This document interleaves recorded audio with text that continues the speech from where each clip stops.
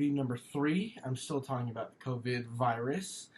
And I have a very special guest. My mom here, she actually works at, well, she is a nurse, and she works at a hospital that has the COVID-19 virus. Say hi. Hi, how are you? I'm doing pretty well. How are you doing? I'm doing well. All right, so first things off, what department do you work in? What hospital do you work at? Like, what do you mainly do in the hospital? Okay. So I work at Del Seton Medical Center at the University of Texas. Yeah. And I work in the surgical intensive care unit there. Okay. So as you said, our hospital is a sort of main hub for any COVID positive and rule out COVID patients. However, so far we've been able to cohort those patients mostly in the medical ICU and one of our medical floors instead of our unit. So we have had a few positive patients in our unit up to now, but like I said, most of them have been in the medical ICU and the 5th floor of our hospital. Okay. So would you saying, like, now that this is happening, now that you have to go to work and you're knowing that this is a part of your hospital now, is it nerve-wracking? Is it scary? Is it, does it affect you in any way? Yeah, so, when it all first sort of started, I definitely felt more nervous, kind of than I do now. I mean, of course, it was just a lot of unknowns still. Yeah. So we started off by having, the first thing that was very noticeable was limited visitation in our unit. So that means normally we have completely open visitation at all hours of the day and night. Makes sense. People can come and go. People can come visit their loved ones all the time. But now that can't happen. So then they went to limited, where it could only be, 2 people, 1 at a time type of thing. And then they eventually went to absolutely no visitation. Oh, wow. So that's been a very different thing, to not have families involved and not have families physically there, able to visit their loved ones and friends and family. And then, of course, the other thing being that we're having to get screened when we walk through the door, get our temperatures taken.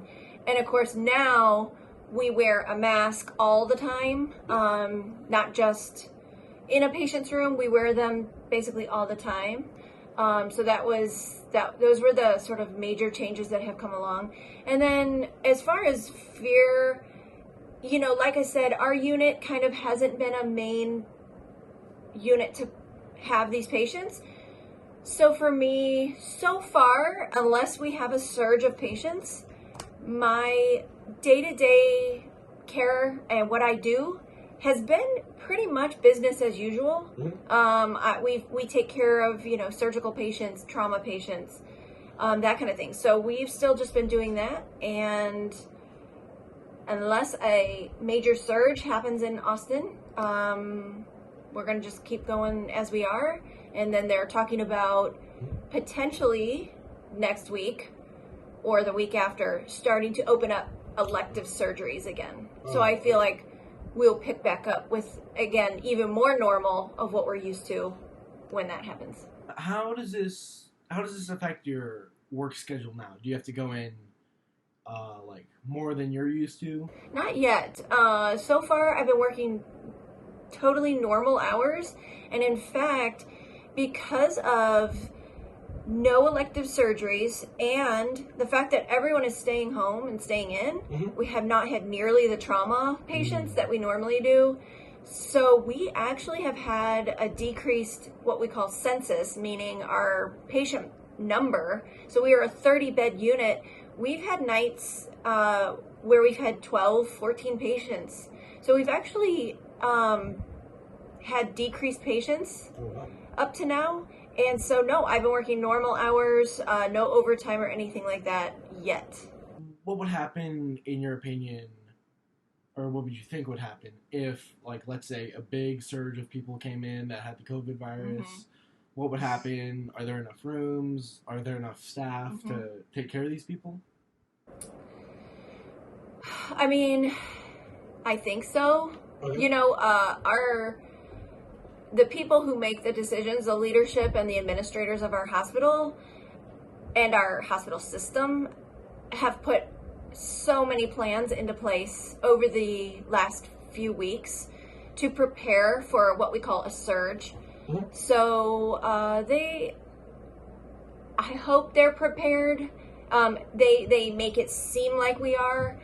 Staff wise, I think we have enough staff. The problem becomes, and this is what has happened in other places that have been hit hard. The problem is that staff get sick. Yeah. And then they're out. And so you end up being short staffed because you have sick nurses and, you know, nursing assistants and that kind of thing. So that's where I feel like that comes in more into place. As far as numbers though, we have the numbers of nurses that we need to take care of patients in our unit. But again, it's just hopefully we're protected enough that we our staff doesn't get sick and we have enough. I mean, it sounds like y'all are taking the necessary precautions, and you said wearing the face mask earlier. Yeah, so far, they've made it seem that we have enough of the protective gear that we'll need. I guess when it all comes down to it, that's when we'll really find out if we really have everything we need. So, and I hope it doesn't come to that. I hope we've done enough, you know, of all the measures that have been in place with social distancing, staying at home, masking, hand washing.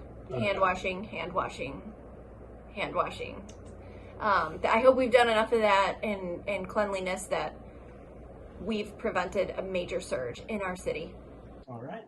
Well, thank you very much for joining me today. You're welcome. On this interview. Yes, I was happy to do it. I'm glad you could be here. Me too. Thank you.